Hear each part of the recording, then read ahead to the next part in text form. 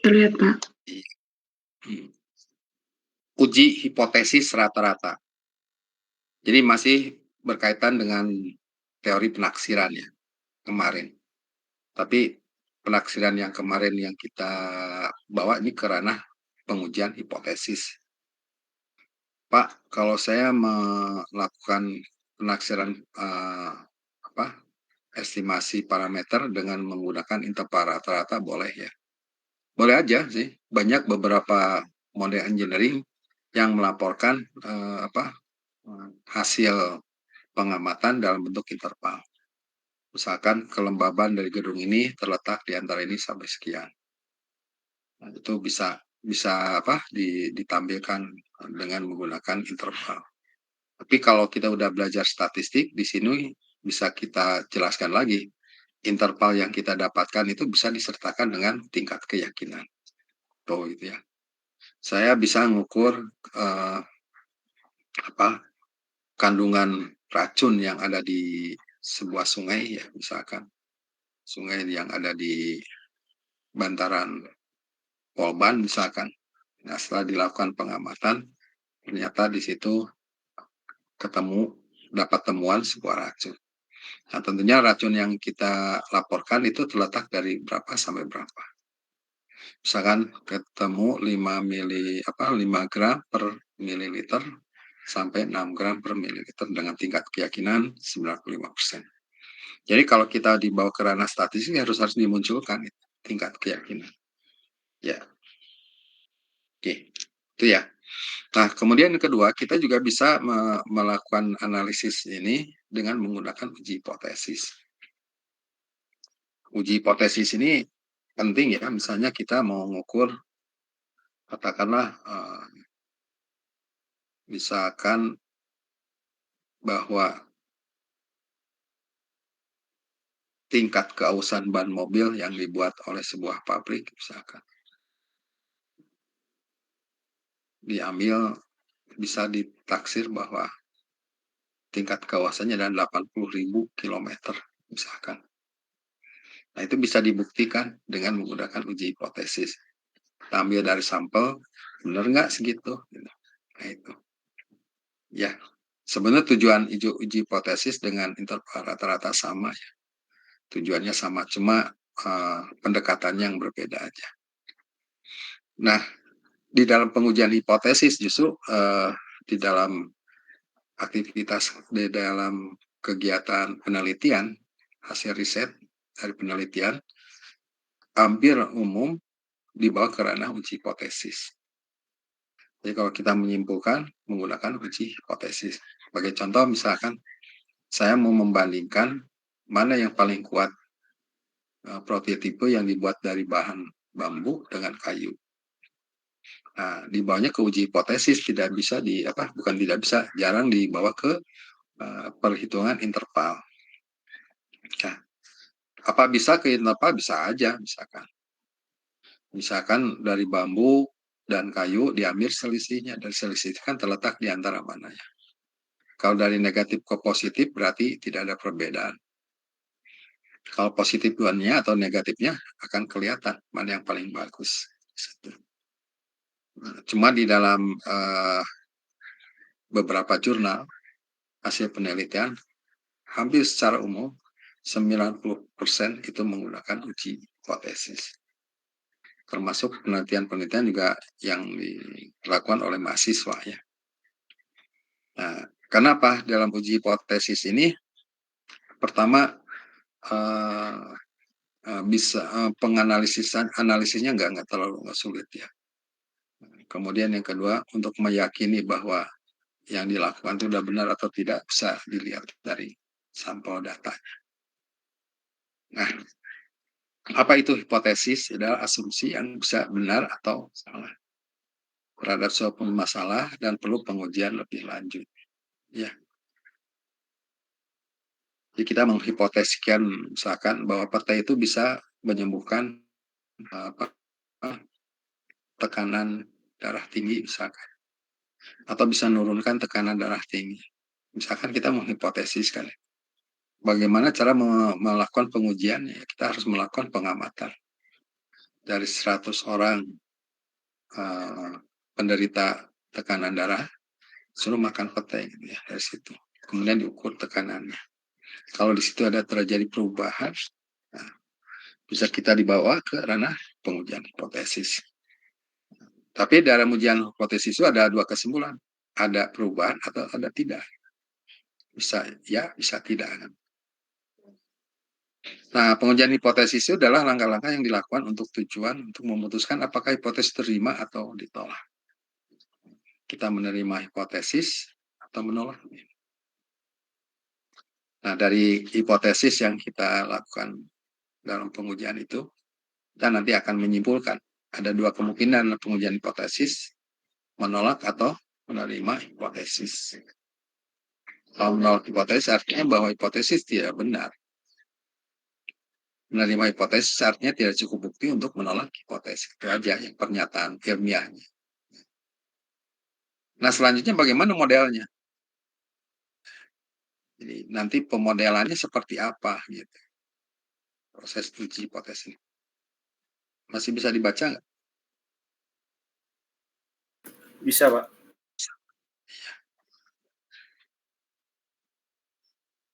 Hmm.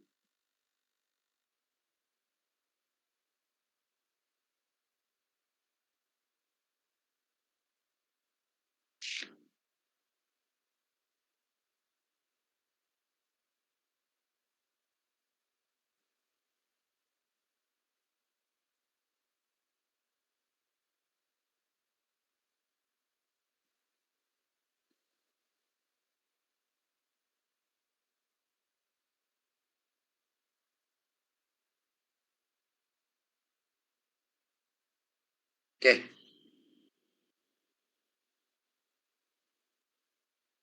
Nah, bentuk hipotesis adalah pernyataan yang diuji dalam pengujian hipotesis terkait dengan nilai dari suatu parameter simbol yang digunakan. Jadi ada dua ya, HO dan H1 ya. HO. HO itu apa nih? Maaf nih barusan tidak terkopi semuanya. Harusnya terkopi. Ada yang ketinggalan. Jadi nanti dalam proses pengujian hipotesis ada yang disebut dengan hipotesis nol dan yang kedua adalah hipotesis alternatif. Ya.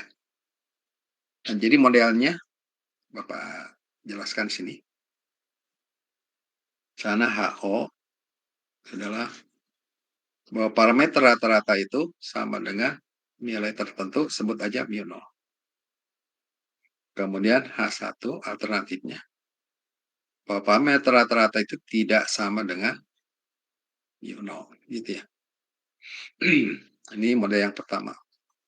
Model yang kedua, bisa aja HO itu adalah mu sama dengan mu0 dan H1-nya adalah mu lebih besar dari mu0. Kemudian jenis yang ketiga bisa aja HO itu adalah mu sama dengan mu0 dan H1-nya adalah mu lebih kecil dari mu0. Nah, perbedaan dari ketiga jenis model hipotesis ini ya, yang pertama itu kita hanya bisa menyimpulkan sama atau enggak. Seperti tadi bahwa tingkat kausan ban mobil yang diproduk oleh sebuah perusahaan X sama dengan 80.000 kilometer atau enggak, itu aja. Nah, cuma kalau yang kedua, kita bisa menyimpulkan. Kalau nggak sama, lebih besar atau lebih kecil kan gitu ya. Tapi kalau jenis yang pertama kita tidak bisa melihat apakah di bawah 80.000 atau di atas 80.000 nggak samanya. Cuma yang kedua kita bisa melihat, oh ternyata di atas 80.000. Oh ternyata di bawah 80.000 kilometer. Itu ya tingkat kepuasan gundul. Nah yang pertama, jenis pertama disebut dengan uji hipotesis dua arah. Jadi uji dua arah. Sedangkan jenis yang kedua dan tiga ini adalah uji satu arah. Atau Eka arah. Jadi dia satu arah ke kiri atau ke gitu ya. Proses pengujian hipotesis. Nanti berikutnya kita akan menguji perbandingan antara dua produk misalkan. Kita membandingkan produk ban mobil buatan Polban dengan perusahaan X.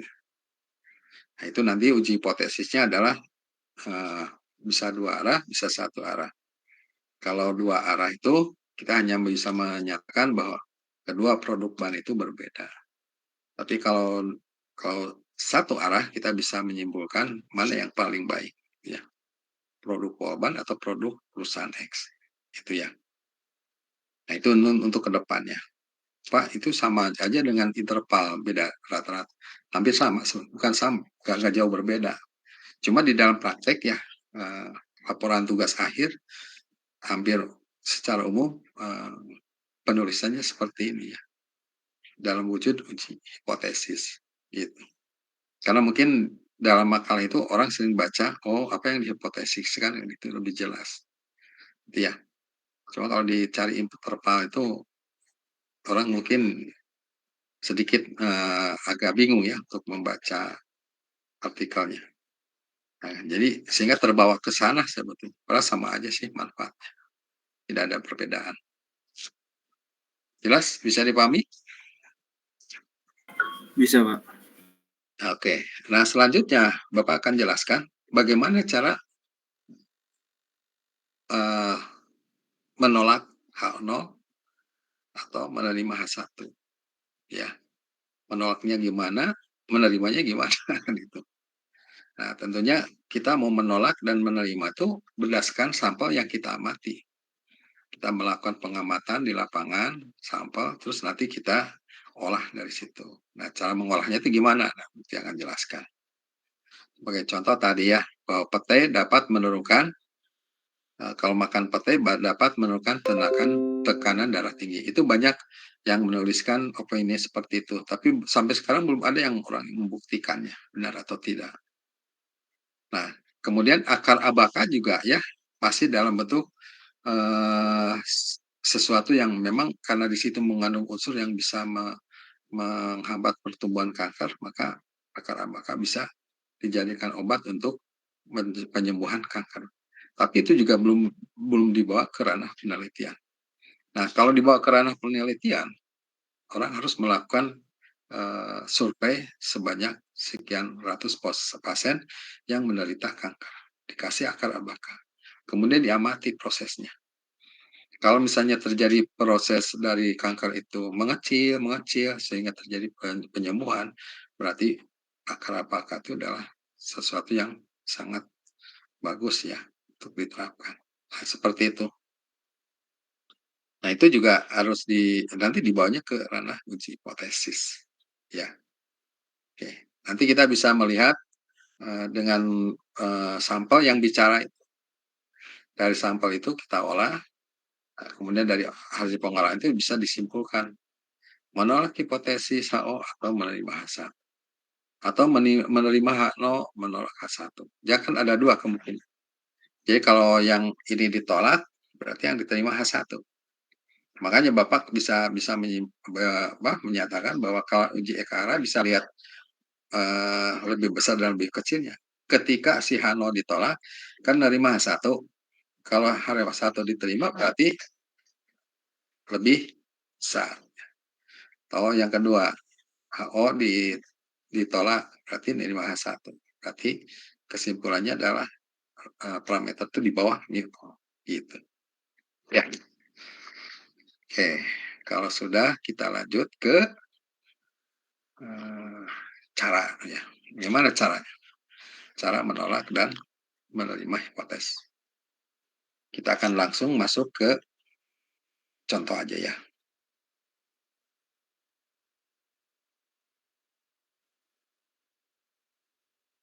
Sebelum ke contoh, kita akan mereview tentang perhitungan interval rata-rata ya. Nah, sebenarnya kalau interval rata-rata dibawa kemana nih ya?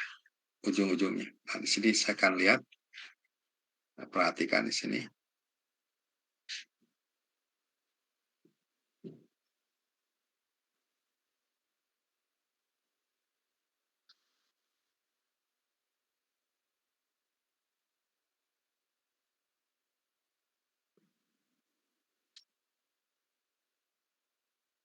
Bisa dilihat? Nah, kita mau membuktikan bahwa kualitas ban belum berubah, masih sama dengan yang lalu. Ya, artinya masih tetap memiliki kekuatan 80.000 kilometer. Jadi ban yang diproduksi oleh sebuah perusahaan X itu bisa bertahan sampai 80.000, baru gundul gitu ya. Si ban gundul dan tidak layak untuk dipakai lagi. Nah, dengan simpanan baku adalah 6.000. Nah, statement ini mau kita buktikan dengan menggunakan sampel. Nah, dibuktikan lagi ya pakai sampel ini. Nah, kenapa orang melakukan penyampalan? Kan tujuannya sama ya. Tujuan kita melakukan membuat interval ini bisa aja untuk kegiatan bisnis.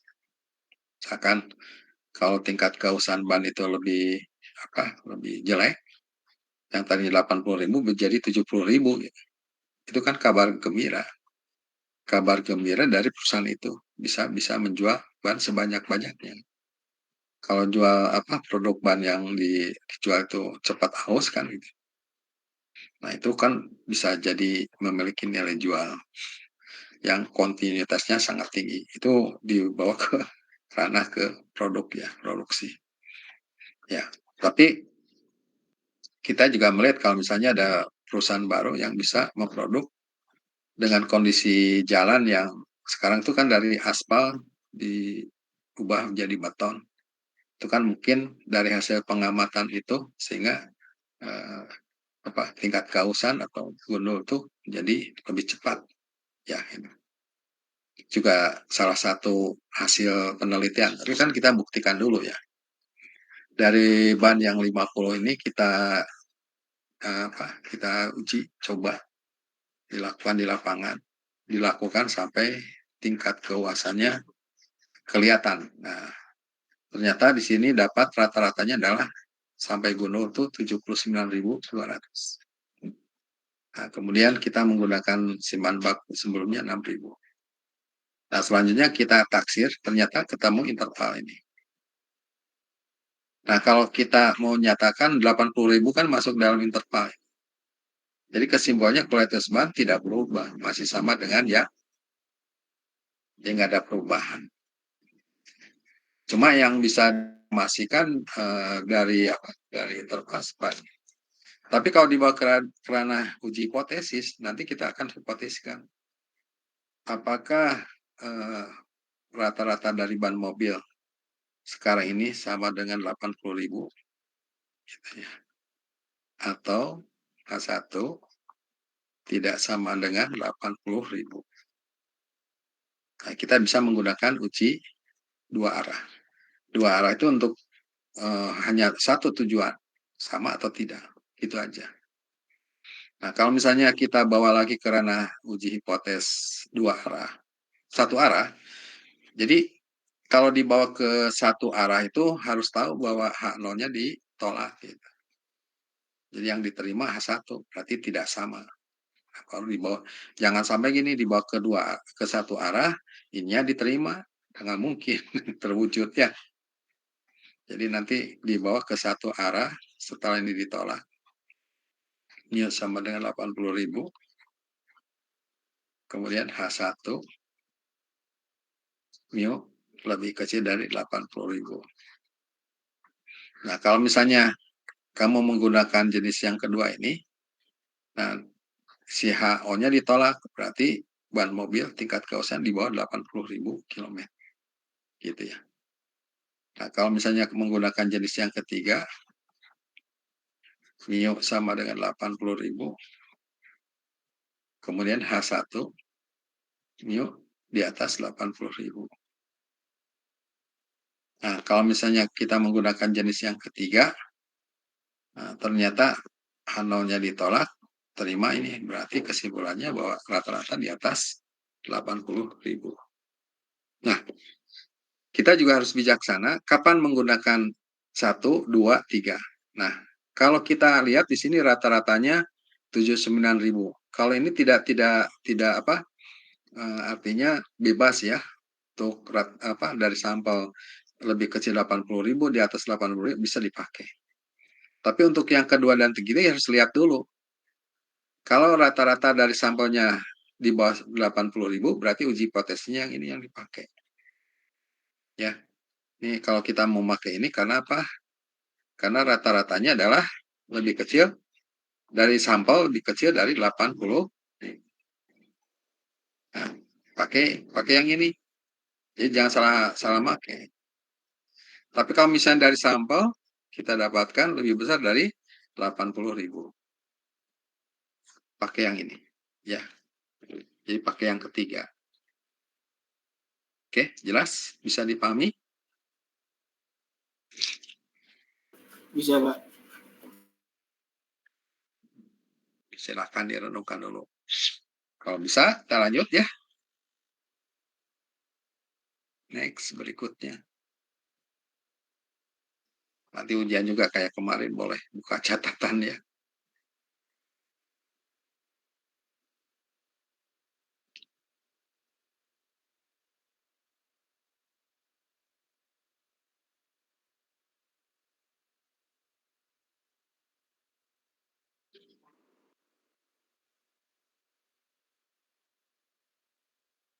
Oke.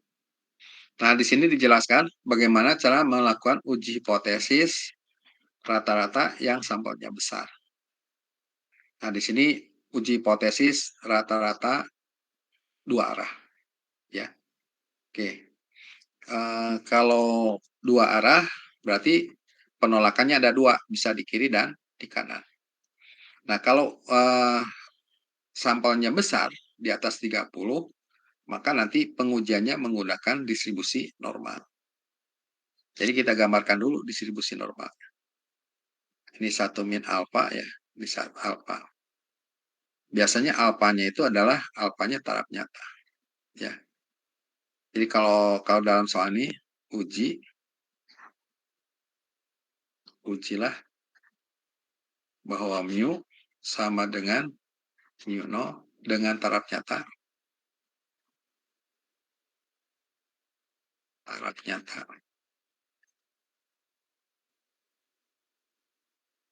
Sama dengan alfa. Gitu ya. Taraf nyata alfa. Nah, karena di sini adalah ujinya dua arah, nanti ada daerah penolakan. Ini penolakan. Ini penerimaan. Taraf nyata itu bisa disebut error. Jadi gini, ketika kita melakukan uji hipotesis, misalnya contoh ya, kita bisa menerima bahwa akar abaka itu bisa menyembuhkan kanker. Misalkan diterima hipotesis itu. Akar abaka bisa menyembuhkan kanker. Dari hasil pengamatan di lapangan dengan menggunakan 100 pasien yang menderita kanker. Dikasih itu akar abaka ternyata sembuh. Gitu ya. Nah, di situ HO-nya diterima. Nah, kemudian kalau kita melakukan survei lagi, ternyata ada sebagian pasien yang begitu dikasih akar abaka tidak sembuh kanker. Nah, itu yang masuk dengan alfa ini. Jelas. Jadi masuk ke dalam alfa, taraf nyata, yaitu error. Nah, biasanya alfa itu diambil di bawah 5%. Jadi sebenarnya boleh aja salah, asalkan di bawah 5%. Atau sama dengan 5%. Jadi alfa itu biasanya diambil taraf nyata itu di bawah 5%. Nah, Pak, kalau saya pernah ketemu soal 10%, ya itu tergantung ya nggak apa, karena soal juga bisa bisa dirubah-rubah ya. Saya mengambil taraf nyata 10% bisa dihitung. 20% juga bisa hitung, tapi dalam praktek kalau 20% itu terlalu besar ya. 10% juga udah termasuk besar. Nah, biasanya yang diamati itu adalah errornya itu kecil, 5%, gitu. Nah, kenapa yang dengan 5% itu kita bisa masuk menyimpulkan daerah penolakan, yang satu lagi daerah penerimaan. Itu adalah hasil dari penurunan secara matematis. Papa nggak akan jelaskan penurunan matematiknya seperti apa, tapi yang penting kamu bisa menggunakan rumus ini. Ini hasil pakar-pakar matematik yang bisa menyimpulkan kapan kita melakukan penolakan nol, kapan kita menerima nol. Jadi gini, nanti dari sampel, kita ambil dari sampel ya. Ini kan dari sampel. Nah, dari sampel kita bisa ngitung apa? Rata-rata. Kemudian kita bisa ngitung simpangan baku. Nah, nanti dari sini turunlah yang disebut dengan statistik uji. Z rata-rata dikurangi mu nol yang akan kita uji. Kemudian S dibagi akar N. Ya. Ini adalah distribusi normal. Nah, nanti harga ini bandingkan dengan Z alpha per 2. Nanti bandingkan dengan Z alpha per 2. Nah, nanti Z alpha per 2 dapat dari tabel normal.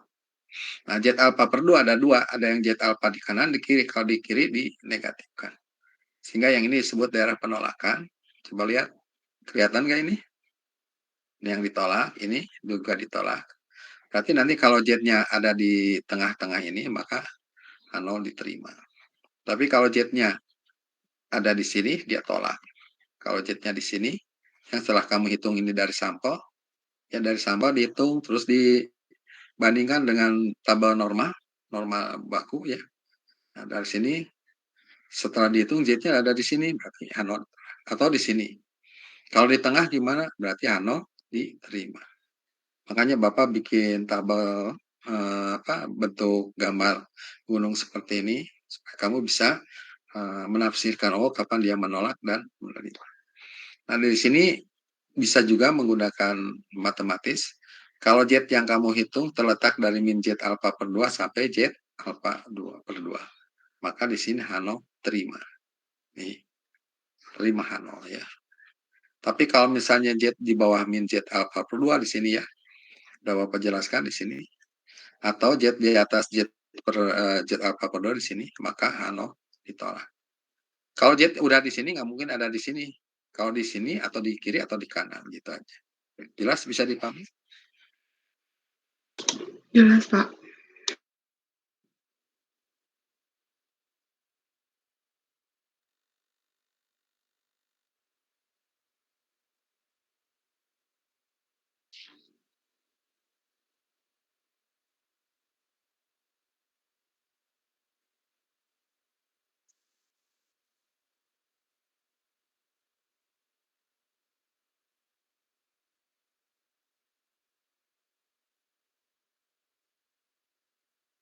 Oke.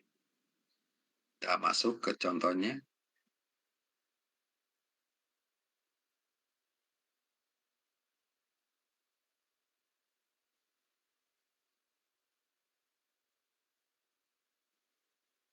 Jadi, kalau di kampus enak ya bisa pakai software nanti.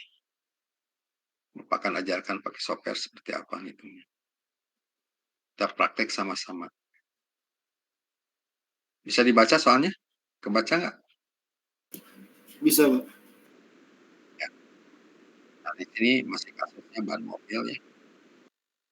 Masa pakai sebuah ban mobil yang dihasilkan oleh sebuah perusahaan terdistribusi normal selama beberapa tahun. Rata-rata hitung masa pakai sekian dan si bahan baku sini. Akhir-akhir ini timbul dugaan bahwa masa pakai ban mengalami perubahan yang belum diketahui apakah menjadi lebih baik atau lebih buruk, kita nggak tahu ya. Untuk menentukan apakah memang kualitas telah berubah, pengusaha menguji 50 buah ban ke 50 bulan berarti digunakan setelah terus-menerus sampai gundul. Kemudian untuk setiap bahan dicatat berapa jauh bahan tersebut telah dipakai dan akhirnya ditentukan rata-ratanya. Nah, rata-ratanya dari 50 bahan itu 79.200. Dengan tarafnya tani errornya ya 5%. Kita ingin menguji hipotesis bahwa rata-rata hitung tersebut adalah masih 80.000. Jadi kita hanya menyimpulkan mu sama dengan 80.000, H1 mu tidak sama dengan 80.000. Oke, dicoba. Simpan bakunya udah ada, rata-ratanya udah ada, tinggal masukkan ke rumus. Tetap diajarkan masukkan rumus ya. Itu ngabuburit.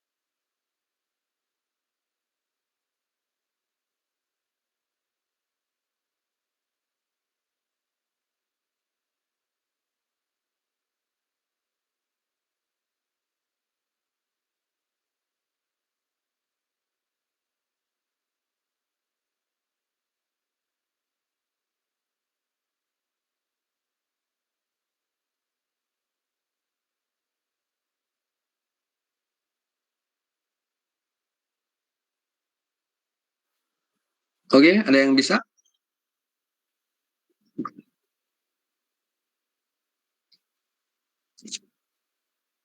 Z-nya berapa? Minus 0,943, Pak. Minus 0,943.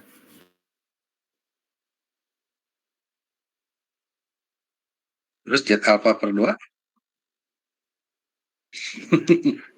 Belum, Pak. Oh, belum. Maaf, Pak, Z-nya tadi 0,943, Pak. Minus. Masa? Minus 0,943. Oke, nah cara nyari Z alpha per 2 gini, jangan langsung dihitung di sini. Jadi Z alpha per 2 dari sini pakai tabel normal. Iya. Nah, ini kan 5%. Alfanya teh. Kalau dibagi 2 berarti berapa? 2,5% kan? Iya, Pak. Berarti kiri kanan. 2,5%. Nah, sekarang kita butuh yang di bawahnya tuh berapa kan gitu ya? Nah, kalau kita nanyain yang 2,5% nggak mungkin. Dari tabel itu dari sini sampai ke sini kan? Nah, oke. Dari ujung kiri sampai ke titik ini, betul nggak? Iya, Nah, Pak. dari ujung kiri sampai titik ini berapa persen? 97,5. 97,5%. Kan gitu ya? Iya, Itu Pak. sabaraha 0,975. Nah, kamu cari 0,975. Ketemu di sini Z alpha per 2 berapa? Atau Z 2,5%. So, lihat di tabel berapa? Berapa dapatnya? 1,96, Pak. 1,96. Karena simetri kan? Berarti yang kiri berapa? Min 1,96. Ya, gitu kan? Nah, sekarang dari min 1,96. Nah, sekarang harga ini ada letaknya di mana nih? Di tengah-tengah ini kan? Betul nggak? Iya, Pak. Betul. Pak, udah aja bandingkan dengan min Z alpha per 2 boleh. Jadi Z di sini Z min dengan min Z alpha per 2. Karena Z lebih besar dari min Z alpha per 2, berarti H0 diterima kan? Kalau ditolak mah lebih kecil kan? Kenapa? Karena Z sendiri minus 0,943. Ini minus 1,96. Gedean mana? Ya gedean yang kiri kan? Jelas, bisa dipahami? Bisa, Pak. Iya, sehingga dari sini H0 diterima gitu. Jadi artinya apa kalau H0 diterima? Ya, H1-nya ditolak. jadi ya JH1 ditolak atau jadi masih tetap 80.000 kilometer. Ya, Ya, Pak. jadi ban tersebut masih tetap dengan tingkat keawasannya 80.000 kilometer. Gitu ya? Jelas? Jadi Jelas, Pak. kuncinya ada yang paling sulit mah nyari jet tabelnya kan? Ya, Pak, betul. Tinggal nyari jet tabelnya aja.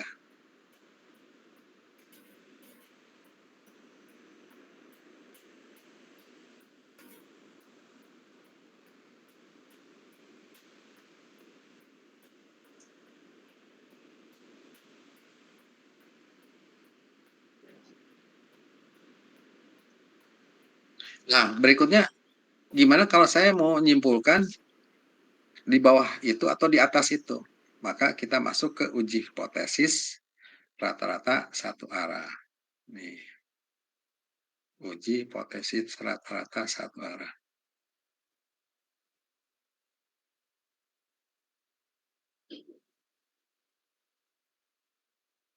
Nah, di sini masih kategorinya adalah sampel besar. Ya. Bisa dibaca ini? Bisa, Pak. Oke. Nah, kalau satu arah penolakannya hanya satu ya, di kanan atau di kiri saja. Kemudian alfanya nggak dibagi dua. Jadi nanti akan Bapak jelaskan. Jadi alfanya adalah Z alfa aja di sini. Nggak pakai dibagi dua alfa. Di sini jadi alfa, di sini 1 min alfa. Jadi yang putih ini 1 min alfa. Jadi yang segini itu adalah alfa. Nggak dibagi dua. Sehingga nanti ketemu di sini adalah Z alfa. Jadi ini adalah errornya atau taraf nyata. Istilahnya taraf nyata ya. Right or.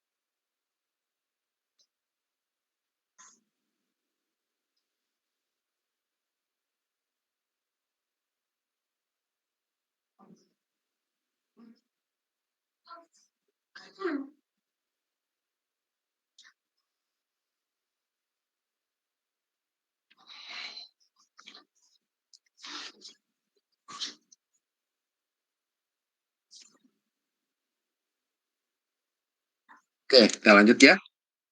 Nah, kalau uji hipotesis rata-rata satu arah, nah kamu harus memperhatikan di sini. Nah, nanti ketika kita ngitung Z sama dengan di sini kan X min mu 0 dibagi dengan S per akar N ya.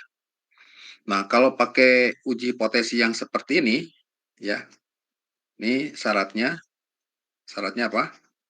Saya hapus lagi ya. Udah ada lah, ini udah lebih bagus.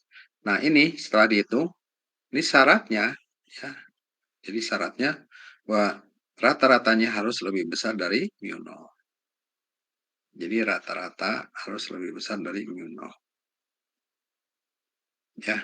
Jadi kalau kamu menggunakan uji hipotesis yang rata-rata di bawah mu 0, jangan yang pakai ini. Yang H1-nya lebih kecil dari mu 0. Jelas? Bisa dipahami? Jelas, Pak. Kalau gitu Bapak copy aja yang satu lagi.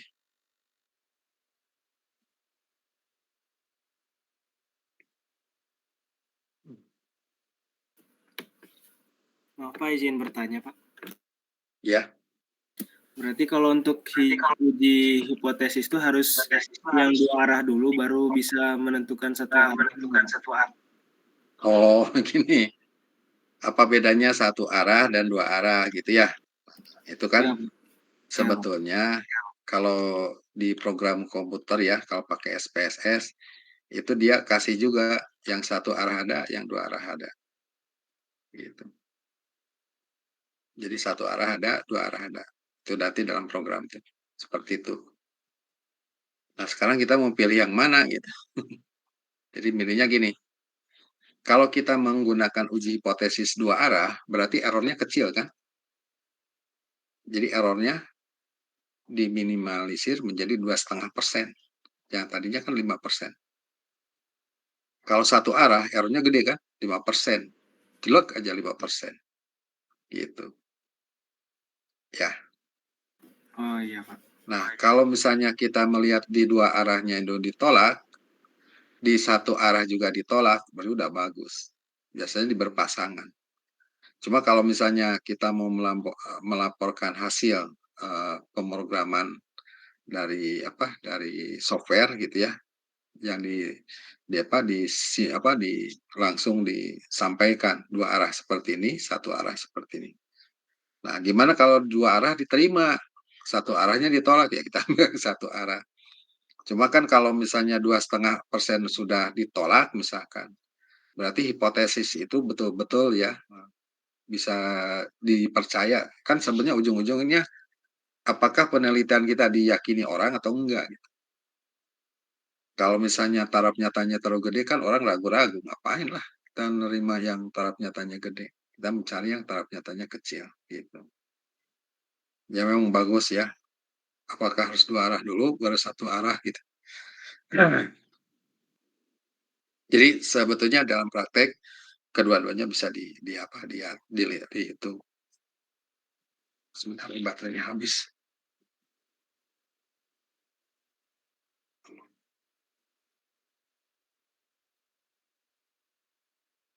Masih bisa dilihat itunya? Bisa Pak. Katanya? Oke. Nggak, tapi tadi tiba-tiba gelap, Pak. Baterainya. Nah, balik lagi ke sini ya.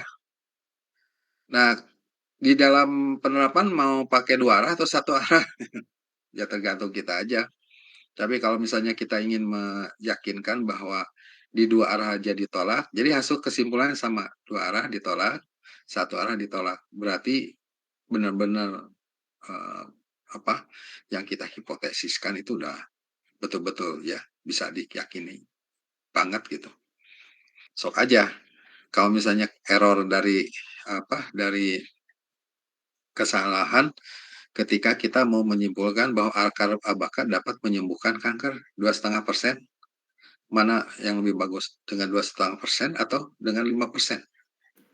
2,5%. 2,5% kan pastinya. 2,5% bisa diterima. Ya, kalau 2,5% bisa diterima, ya berarti udah bagus. Jadi benar bahwa akar abaka bisa menyembuhkan kanker. Tapi kalau misalnya 2,5% ditolak gitu ya, nggak bisa. 5% masih ditolak. Baru diterima 10% itu masih ragu. Karena kalau yang berkaitan dengan pengobatan tuh nggak semudah ya apa yang kita bayangkan ya. Kemarin aja dokter spesialis bedah minta bantuan ke Bapak yang membuat saya juga termasuk keanehan. Termasuk dokternya juga aneh. Kenapa sih? Mestinya dikasih treatment ini tensinya tidak naik ya, denyut nadinya juga tidak naik, bisa stabil, malah dia tidak pengaruh apa-apa sama sekali. Itu kan ada pasien yang seperti itu. Jadi pengujian treatment obat untuk sebuah pasien yang kena penyakit tertentu ya, tensi tertentu dan untuk masuk ke pasca operasi nggak semudah itu. Jadi obat itu nggak semudah itu kalau untuk dicobakan ke manusia. Jangankan itu ya, orang yang udah kena COVID aja gitu. Ada yang kena COVID, ada yang nggak kena kan. Sehingga Iya. orang sampai nggak percaya. Iya, COVID itu nggak ada, betul. Sampai dihisap gitu. Betul. Orang yang meninggal karena COVID dihisap tuh. Mana COVID nggak ada. Dan dia nggak kena. Memang itulah. Itulah kekebalan manusia itu nggak bisa di apa di ya diprediksi dengan obat tertentu. Ya, itu paling susah nih penelitian itu. Saya udah berkali-kali, kok aneh ya.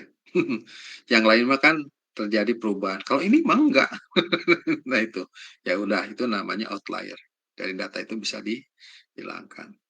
Tapi kalau yang kayak demikian tuh banyak, itu juga beresiko. Makanya ketika kita melakukan pengamatan, ukuran sampel harus besar.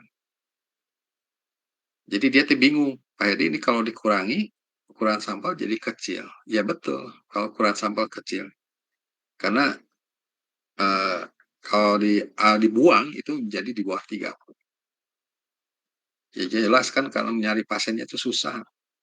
Sok aja, kita mau nungguin orang, mau diteliti orang yang mau masuk pasca operasi. Kan tidak semua orang dioperasi. Masuk rumah sakit ya. Itu dalam jumlah 30 orang. Nah, itu kan untuk diberikan treatment yang berbeda. Jadi dia butuhnya 60 orang. Itu dia melakukan riset sampai setahun itu dapatkan itu. Nah, itu ya. Nah, jadi balik lagi saya itu. Jadi kalau kita melakukan penguji yang bagus yang mana? Ya, yang taraf nyatanya kecil, 2,5% gitu ya. Makanya di dalam praktek itu yang dua arah, yang satu arah juga ada. Nah, nanti akan Bapak buktikan dua arah ada, satu arah ada. Nanti kan ya, kalau prakteknya di kampus saja. Tapi yang jelas bahwa nanti laptop kamu sudah diisi dengan software SPSS, biar nanti mudah ngelahnya. Ya, Iya, Pak. oke. Nah, di sini ya, kalau si rata-ratanya menggunakan uji hipotes yang alternatifnya lebih kecil dari Mino. Ini syaratnya. Nah, ini syaratnya. Disyaratkan X rata-ratanya lebih kecil dari Mino. Nanti kan dia akan dimasuk nilai kan pasti ini negatif nantinya. Tapi kalau misalnya rata-ratanya lebih besar Mino, pakai rumus yang ini salah. Ya, kebalik nanti. Nanti nggak akan ditolak, malah diterima terus gitu. Jelas. Jadi harus hati-hati. Ini jenis yang kedua sama jenis yang ketiga. Hati-hati pakai jenis kedua dan ketiga. Jadi lihat dulu rata-rata sampelnya kita dapatkan di atas Mino, berarti pakai yang ini. Kalau di bawah ya pakai yang ini. Jelas ya? Jelas, Pak. Kita praktek sekarang. Pak, maaf Pak, saya izin bertanya dulu Pak. Iya boleh. Tadi yang tentang, misal tadi Bapak bilang kalau yang ditolak tuh bagus. Nah maksudnya tuh yang ditolak tuh H1-nya atau H0-nya atau bagaimana ya Pak? Oh ya. Yang ditolak bisa H0, bisa H1. Jadi kalau yang ini mah model hipotesisnya yang ditolak H0 ya. Jadi kan kita menyediakan ada daerah yang disebut daerah penolakan. Setelah kamu hitung Z, misalkan masuk ke sini berarti H0 ditolak. Ya, kalau H0 ditolak otomatis H1 yang diterima ya. Nah, kalau misalnya kita hitung Z masuk di yang putih ini si Z itu kan ini kalau yang ininya probabilitas yang gunungnya, tapi yang bawahnya kan bilangan biasa kan. Nah, nanti dibandingkan. Nah, bilangan biasa ini kamu masuk di misalkan di sini. Kalau masuk di sini setelah dihitung Z-nya maka H0 diterima. Masuk ke sini ditolak. Gitu. Ya. Oh Jadi jadi yang keputusannya gini. Menolak atau menerima H0 itu aja. Kalau menolak H0 otomatis menerima H1 kan? Iya, Pak. Ya, kalau menerima H0 berarti menolak H1. Oh, baik. Tapi yang bagus tuh menerima atau menolak? Maksudnya menerima H0 atau menerima H1 yang bagus tuh, Pak? Oke. Tergantung masalah yang kita hadapi. Misalkan kita mau menguji bahwa akar kabaka itu bisa menyembuhkan kanker. Itu HO nah misalkan. Berarti yang bagus diterima kan? Oh, iya, baik, Pak. Iya. Benar menyembuhkan kanker. Kalau ditolak, ya nggak apa-apa ditolak. Kalau ditolak misalnya, berarti tidak menyembuhkan kanker. Betul nggak? Ya nggak apa-apa. Dan harus jujur. Tidak boleh memaksakan harus menerima. Gitu. Bahaya juga. Ya. Jadi kita harus memberikan informasi ke orang lain tuh betul-betul informasi yang benar-benar valid ya. Benar hasil pengujian. Makanya orang tidak pernah menuliskan artikel tentang keampuhan dari petai gitu ya. Ada beberapa poinnya petai itu bisa menurunkan tekanan darah. Kenapa nggak dituliskan? Karena masih banyak yang tidak turun dengan petai. Malah tetap aja naik gitu ya. Gitu.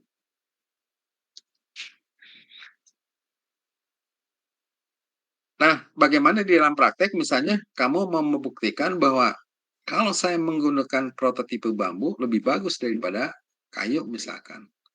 Terus kamu dari hasil pengujian itu ternyata tidak terbukti bahwa bambu itu lebih bagus daripada kayu misalkan. Bahwa bambu lebih jelek daripada kayu misalkan. Sedangkan yang kita inginkan bambu lebih baik daripada kayu. Ya udah, jangan dijadikan sebagai tulisan artikel. Makanya kalau kebanyakan melakukan tugas itu butuh kejujuran yang sangat tinggi. Benar nggak itu? Ya, seperti ini. Kalau kita merancang untuk atap bangunan rumah ya, hanya menggunakan papan aja bisa nggak? Papan double gitu ya. Nah itu juga harus melakukan proses pengamatan, diukur kekuatannya gimana. Balekan itu kayu balak diganti dengan papan 2 buah papan. Ya kan sebenarnya menghemat kan. Yang kedua juga tidak terlalu berat, ringan kan. Jadi beban dari rumah itu juga ringan. Nah gitu ya. Tapi punya kekuatan. Itu juga harus diamati. Nah kalau misalnya diamati ternyata balak itu lebih bagus daripada 2 buah papan, itu jadi ganjangan tulisan kamu. Ya udah nggak bagus. 2 buah papan menjadi pengganti balak kayu. Bisa dipahami gitu? Bisa, Pak. Terima kasih, Pak. Ya. Makanya kalau saya lakukan penelitian, biasanya saya di ujung dulu. Jadi khawatir nanti setelah saya lakukan penelitian, bisa disimpulkan benar atau enggak. Masalahnya gini, jangan melakukan penelitian tanpa kita melakukan percobaan terlebih dahulu. Jadi kita harus melakukan percobaan eksperimen. Ya, benar enggak? Sebab nanti takutnya begitu nanti dipraktekkan ternyata tidak terbukti. Seperti contoh, bagaimana kita bisa menyatakan bahwa 2 buah papan itu bisa mengganti sebagai penyangga ya dengan menggunakan balak, kayu balak itu. Kayu gelondongan yang balak, yang udah jadi balak namanya ya, istilah bangunan. Nah, pertama kita harus studi literatur. Benar nggak literatur yang menyatakan itu? Benar. Kalau nggak ada yang mengatakan itu, bahaya juga. Tidak ada artikel yang menuliskan itu. Nah, kalau nggak ada gimana ya? Kita harus melakukan eksperimen sendiri. Cobalah sendiri. Oh, ternyata yang diukur kekuatannya lebih bagus. Nah, itu bisa. Baru kita lakukan. Jadi jangan langsung dilakukan dipraktekkan di lapangan, belum dipraktekkan baru kita uji. Itu berbahaya itu. Karena orang tidak akan baca hasil karya yang gagal sebetulnya. Sebagai contoh, petai dapat menurunkan tekanan darah. Ternyata terbukti enggak. Ada nggak yang menuliskan bahwa petai tidak menurunkan tekanan darah? Nggak ada artikel kayak gitu. Tapi kalau petai dapat menurunkan tekanan darah, pasti orang pada baca. Bener nggak? Ujung-ujungnya ke sana. Walaupun tulisan yang kamu buat itu jujur. Terus yang kedua, artikelnya juga jangan ada orang yang memuat. Kalau sesuatu yang ya, seperti itu. Ya, ya hati-hati kita melakukan penelitian di lapangan tugas akhir gitu ya, seperti itu. Makanya yang dikhawatirkan di dalam tugas akhir itu adalah memanipulasi data. Jadi ke pembimbing dimanipulasi sedemikian rupa ya. Ya kemarin yang kedokteran hampir-hampir karena ditahan oleh pembimbingnya dari penelitian itu seperti itu. Dia pembimbingnya nggak mau terjadi perbedaan. Ya, kalaupun kita manipulasi sebenarnya supaya pembimbingnya percaya, bisa, tapi dampaknya ke masyarakat itu kan nanti dibaca orang. Kan artikel itu ditulis di dalam jurnal nasional maupun internasional. Itu berbahaya, gitu ya. Lantas orang mau lakukan itu, gitu. Makanya saya ke saran, udah jangan, biarin aja. Kita dapatkan ini. Kita cari solusi alternatif. Sampai pembimbing sendiri itu juga nggak percaya. Tidak ada dorongan seperti itu ya. Nah, kayak gitulah kira-kira. Bisa dilanjutkan? Kita langsung ke contohnya. Iya, Pak.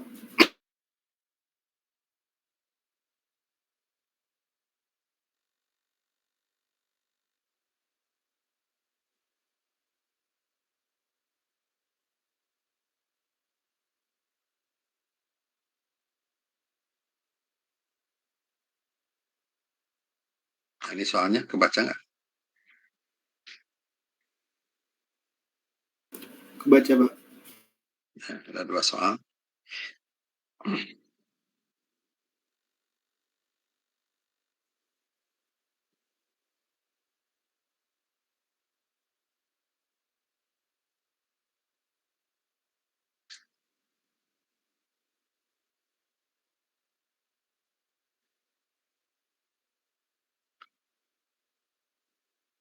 Nah, ini yang jenis yang kedua, ini jenis yang pertama.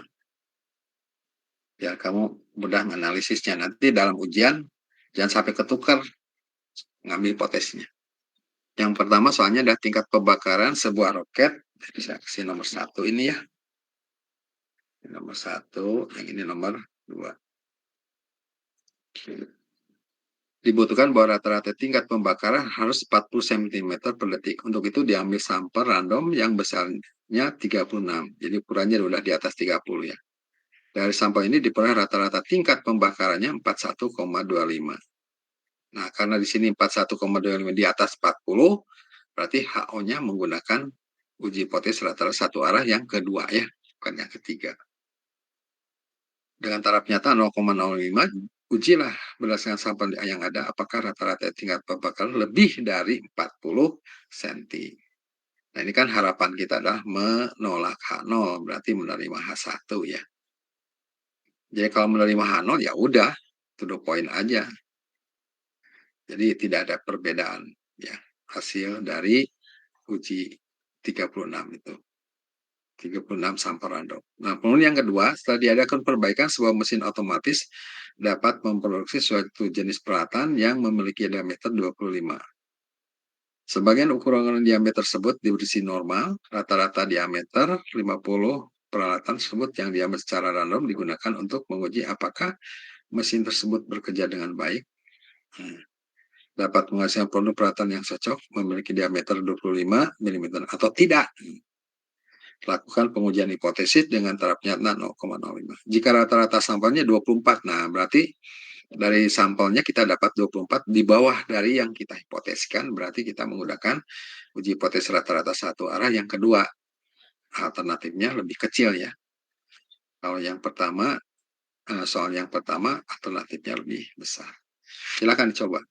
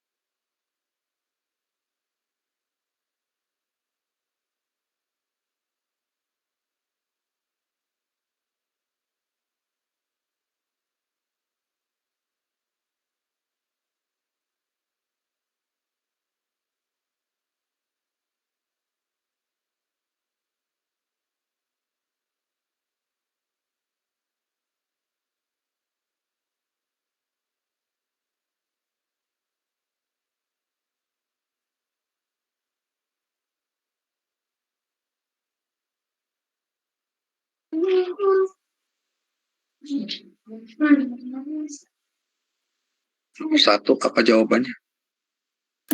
Tolak H0, Pak. Tolak H0, Pak. Z-nya berapa?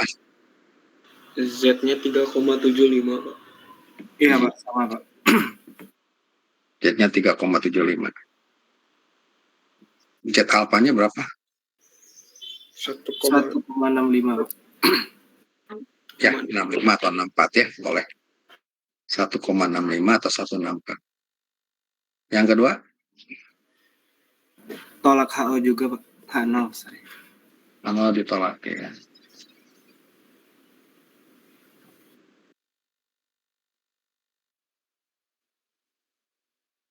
Kalau kita hitung sama-sama. Kita hitung Z-nya. Ketemu rata-rata dikurang mu 0 dibagi S per akar N ya. Rata-ratanya 41,25. Yang nolnya berapa? 40 ya. 40. Dibagi S-nya berapa S? 2. 2. Per akar 36. Ketemu 3,75. Nah, nanti kita ambil taraf nyatanya jangan dibagi 2, 5% aja. Nah, pakai tabel Z. Ya, dari sini ke sini berapa? 95% ya. Jadi Ya, ketemu Z alpanya 65 atau 64. Nah, nanti kita bandingkan ini dengan ini. Karena Z lebih dari Z alpha, H0 ditolak. Ya, Iya, Pak. kalau H0 ditolak berarti yang diterima siapa? H1. H1, Jadi Pak. artinya tingkat pembakaran di atas Di atas 40. 40 cm berarti. Jadi kesimpulan tingkat pembakaran di atas 40 ya. Jadi di tingkat pembakaran di atas 40 gitu ya. Nah itu keuntungan kita menggunakan uji hipotesis satu arah. Nah, kemudian yang kedua, Z ini berapa? X-nya udah langsung aja. Rata-ratanya 24,02 dikurangi 2000 dikurangi berapa? kurang ya? 5 25 dibagi S-nya berapa S-nya? 0,024. 0,024 bagi akar 25 ya. Kali 50. 50. Ketemu berapa nih harganya? minus 288,735. 35. Minus? Ya, Pak, minus. Minus berapa? 288,735. Gede banget ya, 288. 88,735. Iya, Pak. 288, Pak. Wah, kecil. Koma berapa? 735, Pak. Ya, ini nggak ngaruh ya. Sedangkan Z alpanya? Nah, Minus 1,5. berarti di sini Z alpha berapa? 1,6465. Min 1,64. Min ya. Iya, Pak. Bandingkan, karena Z lebih kecil dari Z alpha, kalau ditolak. Jelas ya? Jelas, Wah, Pak. tolak. Nah, ini kalau ukuran sampelnya di atas 30. Kalau sampelnya kecil gimana? Boleh nggak pakai uji hipotesis ini? Boleh. Ya. Tapi tidak boleh menggunakan distribusi normal. Harus menggunakan distribusi Choudhury, distribusi T. Ya. Ini saya kopikan ke sini. Rumusnya pada sama ya, cuma ngitungnya pakai T bukan pakai Z. Nah, ini yang untuk dua arah ya, sampel kecil. Kemudian berikutnya yang satu arah.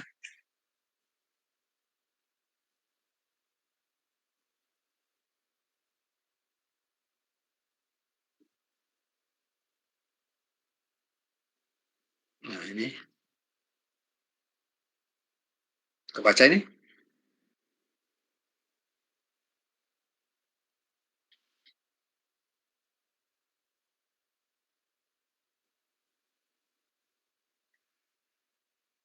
Nah, ini.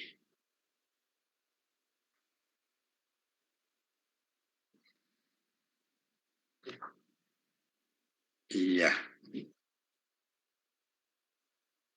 Bisa dibaca nggak? 3 tabel ini. Terbaca, Pak. Bisa? Bagus lah. Nah, ini yang uji hipotesis satu arah. Ya. Ini yang uji hipotesis dua arah yang paling kiri. Nah, ini ya. Saya besar lagi. Nah, tapi menggunakan distribusi T, bukan distribusi normal. Langsung aja ke contoh ya. Nah, ini contohnya dia harus dihitung pakai ini. Pakai Excel.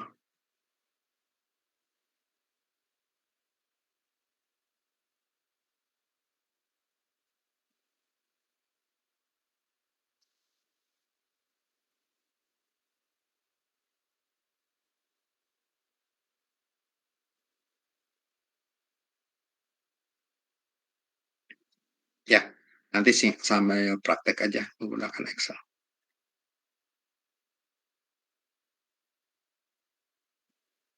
Kita ambil contohnya.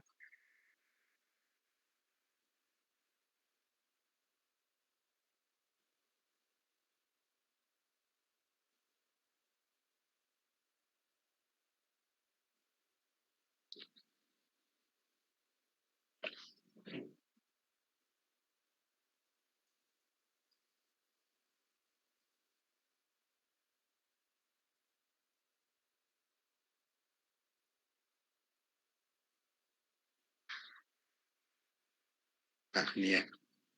Kebaca nggak soalnya nih?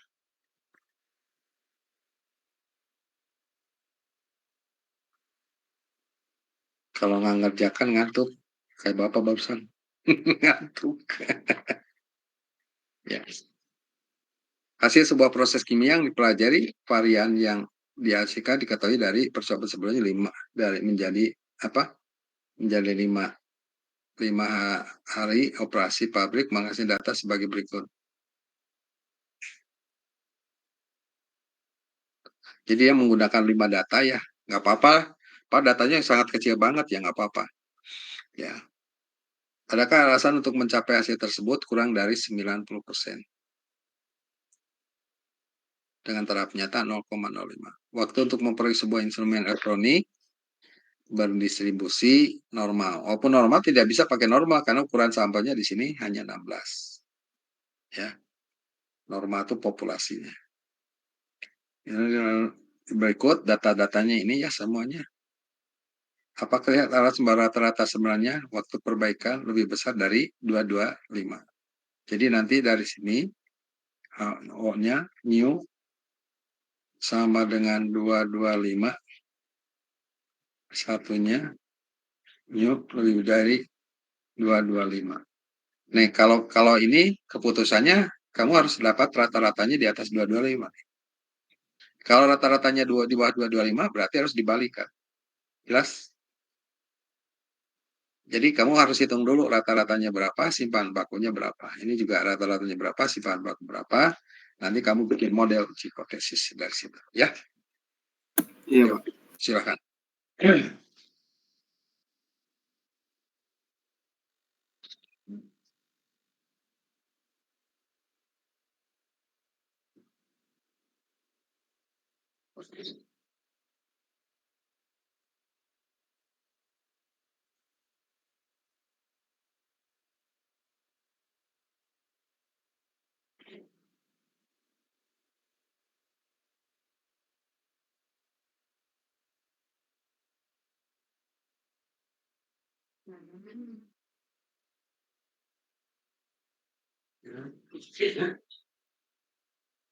Si Padang cuma. Nasi padang mau dibungkus juga. Pulau tuh. Motornya kan. Saya nanti tiba-tiba ingat nasi padang guys. Dibilang kalau puasa coba nasi padang. Tentang itu.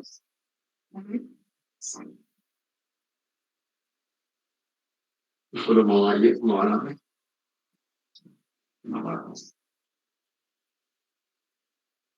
Sini, ini saya.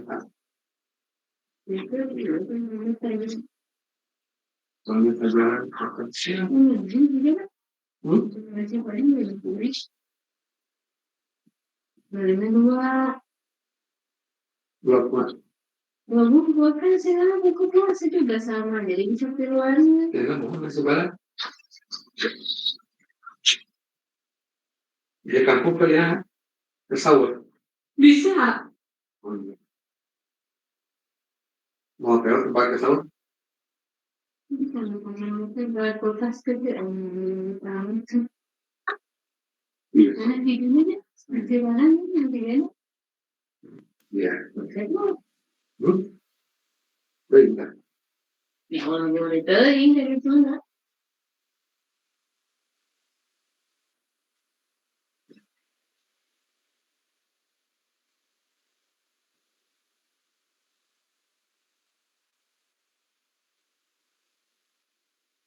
Dan anak kadena langsung dibongkar, nanti ya. Iya. 2 menit kan 5. Bulat-bulat itu yang mana? Ini berapa? 5. Ini sini. 12.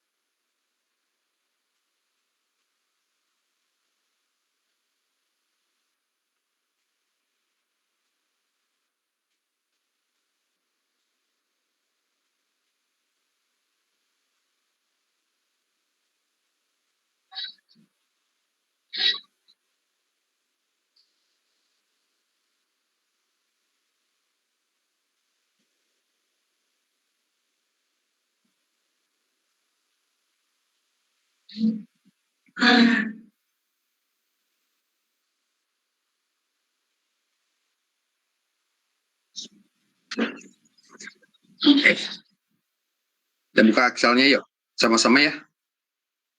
Ya, Pak. Saya copy dulu nomor 1.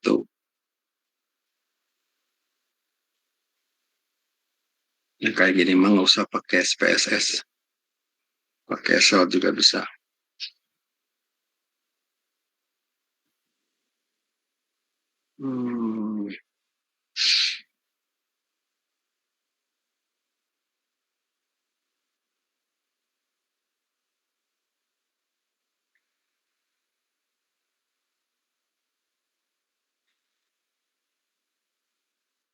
Ketik dulu datanya berapa aja. Ini sebut X ya. Dan bahannya berapa? 91,6. Silahkan dicoba sama-sama. Terus 88,75. 75. Kemudian 90.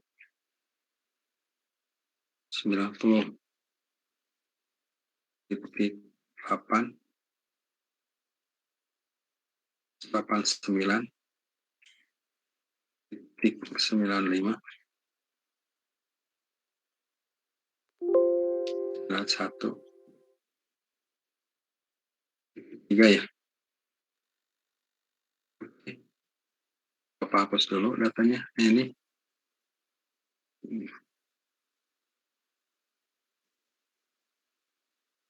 Oke, di laptop kamu sudah muncul ini nggak data? Sudah ada, Pak. Data masuk, kemudian data analis sudah ada. Bilang kalau yang belum ada data analisisnya.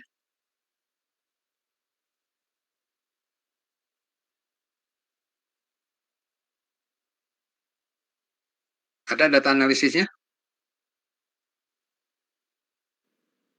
Yang mana itu, Pak? Klik Yang, data, kemudian yang analisis. oh iya, ada, Pak. Oke. Kemudian nanti kamu masuk ke deskriptif statistik. Nah, itu deskriptif statistik udah. Kemudian klik OK. Nah, di sini masukkan X-ring-nya. Udah muncul tadi, Pak, barusan. Oke.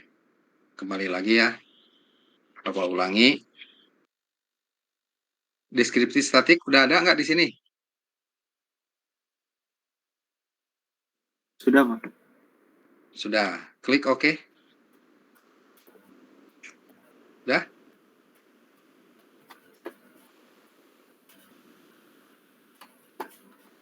Nah, kemudian klik input ring di sini, input ring. Nah, input ring. Nah, kemudian kamu blok yang di Excel. Dimulai dari X sampai dengan data terakhir. Klik, lepas. Nah, kemudian baris pertama label di checklist. Nah, kemudian nanti hasil dari deskriptif itu mau di mana? Nah, di sini taruhnya di klik dulu ini ya. Nah, kemudian sini misalkan di B2 dolar B dolar 2 taruh. Nah, di sini bisa kamu minta ya summary statistik. Jadi nanti akan dihitung rata-rata siman baku dari sini. Klik aja. Kemudian kita juga bisa tentukan interval rata-ratanya dengan tingkat keyakinan 95%. Klik di sini. Nah, selanjutnya klik OK. Ayo, sama-sama udah belum? Nah, nanti keluar nih hasilnya. Belum, Pak. Di saya data analisisnya nggak ada, Pak. Ya, ntar saya ulang lagi ya.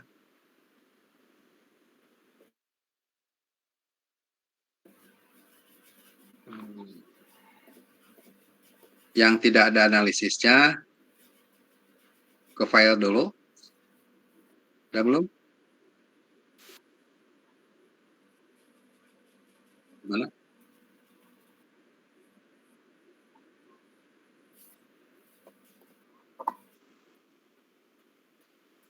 Kalau ini kebacanya gimana?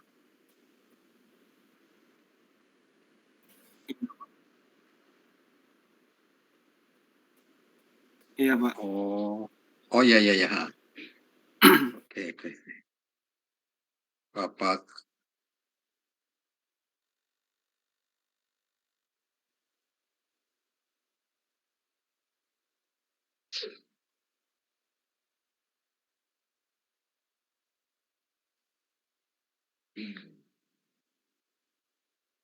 Ini kelihatan?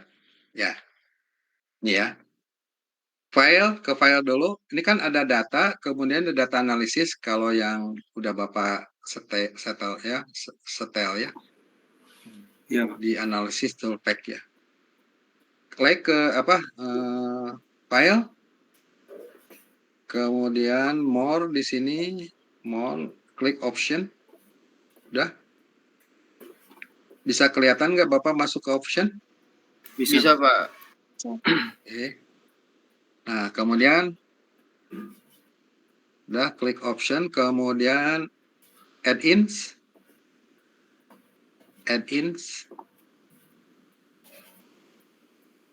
Oke. Nah, di sini add-in Pak, analisis toolpack kelihatan di sini ya. Terus ke bawah. Kelihatan, Pak.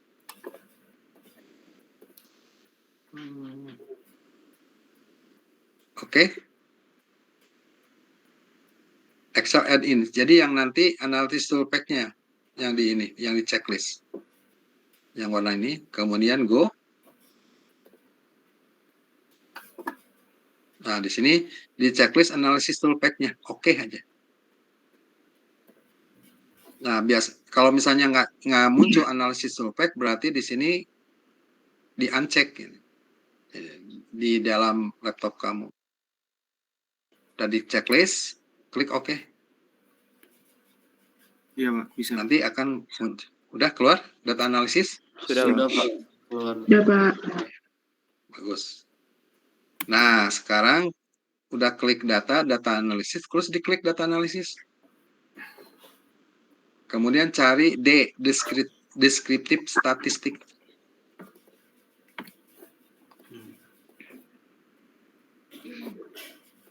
Descriptive statistik.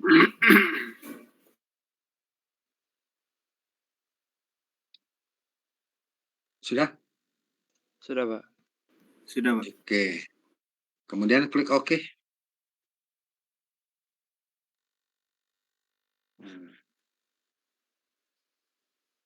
Kemudian masuk ke input rank. Ini saya uncheck dulu. Masuk ke input rank. Diklik input rank-nya. Jadi data yang akan kita analisis ya kan, kita olah.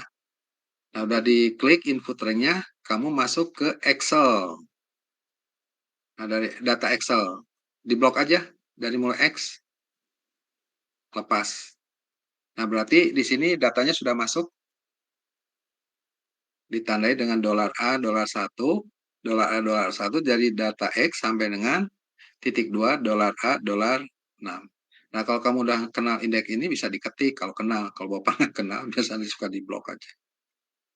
Nah, selanjutnya grup by column, bukan by rows. Ya. Bisa by column, by rows, by baris. Ya. Menurut kolom dan baris. Ini kan menurut kolom. Udah dicek ya. Checklist. Kemudian baris pertama kan label di checklist. Karena kalau nggak di checklist, dibaca nomor ini. Nah, selanjutnya kamu mau naruh di mana nih hasil pekerjaan ini? Output ring-nya. Nah, gampang aja. Tinggal kamu klik output ring. Kemudian gerakan mouse mau ditaruh di mana? Misalkan di C2. Klik aja C2. Berarti nanti hasilnya di C2. Nah, kemudian nanti di checklist summary statistik. Kalau ingin tahu berapa sih intervalnya, confident interval, cek klik sih semuanya. Nah, kemudian klik OK. Ya langsung kebaca di sini. Ini hasilnya.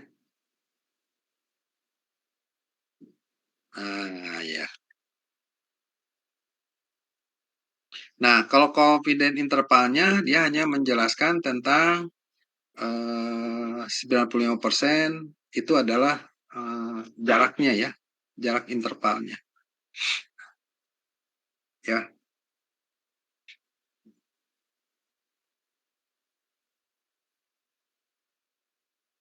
Nah, di sini diperlihatkan kurtosisnya juga skunyesnya ini jauh dari normal ya, karena sedikit. Nah, ini yang kita perlukan untuk analisis berikutnya adalah standar deviasi ini ya. Ini kemudian gitu butuhkan rata-ratanya ini. Berarti hipotesisnya apa? Mu 90% kan? Mu sama dengan 90%. Karena di sini hasil perhitungan 90,48 ya. Berarti H1 mu lebih besar dari 90%. Itu ya. Nah, kemudian kita hitung T-nya. T-nya itu adalah rata-rata dikurang mu 0 dibagi S per akar N. Pak, sama ya dengan yang tadi? Ya sama, cuma distribusinya ke T. Rata-ratanya berapa? 90,48 dikurangi 90 ya, ini dalam persen sebetulnya. Dibagi S. S-nya mana ini? 1,15 aja. Kita ambil 2 desimal. Bagi akar N-nya berapa? 5. Sok hitung pakai kalkulator berapa T-nya?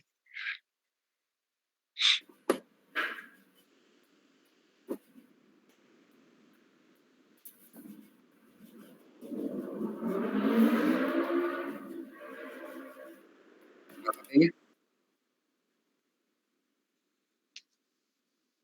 0,932 Pak.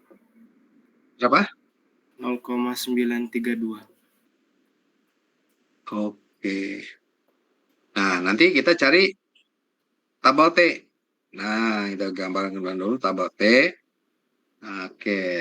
Di sini 2,5%. Karena 2 arah kan?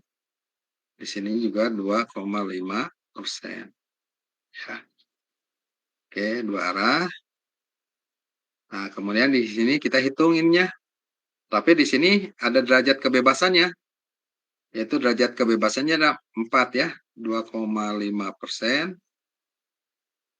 4. So, kamu cari ke tabel statistik tuh. Saya cari tabel statistik dulu ya.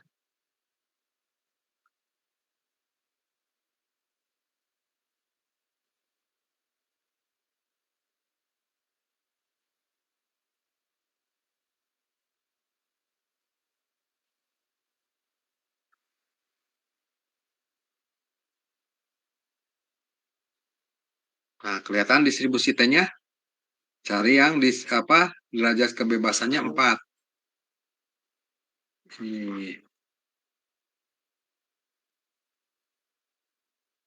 ini. Kemudian probabilitasnya alfanya berapa? 2,5%. 2,5% itu apa? 0,025 ya? Iya Pak. Nah, ini 0,025. Ada kan di sini? Kelihatan nggak? Kelihatan Pak. Ini kan 4.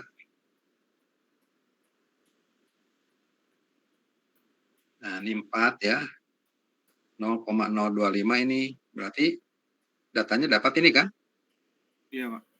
Ya. Iya, Pak. Ini T. T 2,5%. Ini derajat kebebasan 4 dapat 2,776. Jelas nggak? Iya Pak. Nah, kembali lagi ke Excel. Berarti sini 2,776. Nah, nanti bandingkan dengan T ini. T alfa per 2. Koma derajat kebebasan. Mana yang paling gede? Lebih kecil kan ya? Ini kan lebih gede kan ini. Kalau lebih kecil apa? H0 Terima. kalau H0 diterima, Ditolak. tidak bisa menyimpulkan.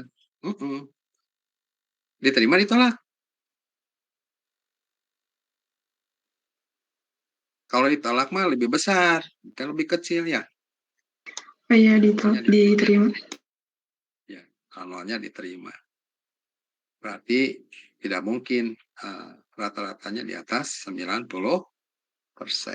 Ya. Yang satu lagi dikerjakan sendiri ya. Boleh pakai Excel, boleh. Iya Pak. Nanti ngumpulinnya kapan? Ngumpulinnya ke ini aja. Ke email Pak. Jadi ada pengumpulan untuk ujian, ada pengumpulan untuk tugas. Kalau tugas ini, Edi Doda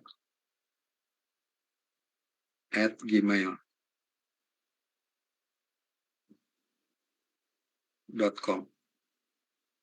Sini aja ya. Iya Pak. Baik, Pak.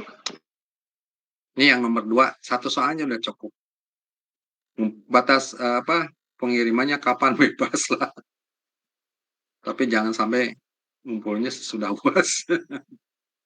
Bebas ya, kan minggu depan libur ya. Lebih cepat, lebih bagus. Langsung Baik, Pak. koreksi. Ini satu soal ini ya.